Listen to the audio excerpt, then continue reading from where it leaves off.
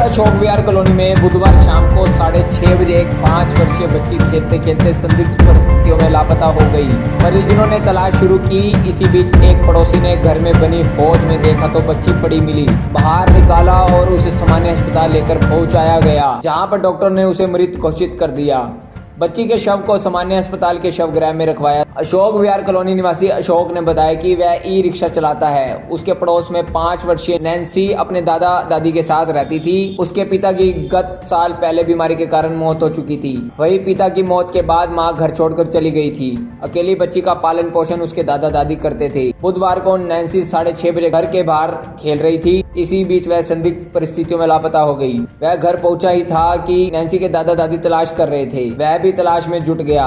इसी बीच उसकी नजर घर के हौद पर पड़ी तो बच्ची के कपड़े दिखे। उसने हाथ दिया तो नैन्सी मिली। उसने नैन्सी को बाहर निकाला और सामान्य अस्पताल लेकर पहुंचा, जहां पर डॉक्टरों ने उसे मृत घोषित कर दिया। आज शव का पोस्टमार्टम कर परिजनों को शव सौंपा गया। क्या हुआ था? बस ये सामने ये पड़ोसी रहते हैं और इसके लड़की के माता पिता भी नहीं है पहले से। तो ये इसकी दादी जो है वो बोली भाई वो छोटी सी लड़की गायब है, उसको ढूंढ ले।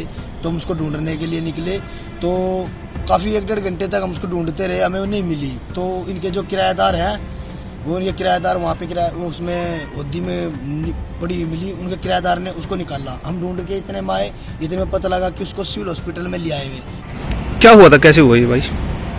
ये लड़की कैसे क्या हुआ? ये तो ऐसा था 1-1.5 घंटे मतलब इन लोगों के साथ, जैसे बुआ के साथ और दादी के साथ ढूंढवाते रहे। हम काम से आए, ठीक, काम से आने के बाद मतलब जो है फिर इन लोगों से मैंने ये कहा, मैंने ऐसा है एक बारी इसकी दादी ने कहा एक बारी तो ये बच गई डूबने से, और ऐसा कर बेटा तू एक बार टैंक में देख ले।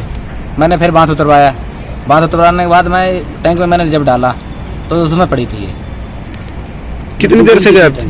ये तो पता नहीं 1-1.5 घंटा से मैं मेरी ख्याल ढूंढवाते रहे थे, करीब 1-1.5-2 घंटे।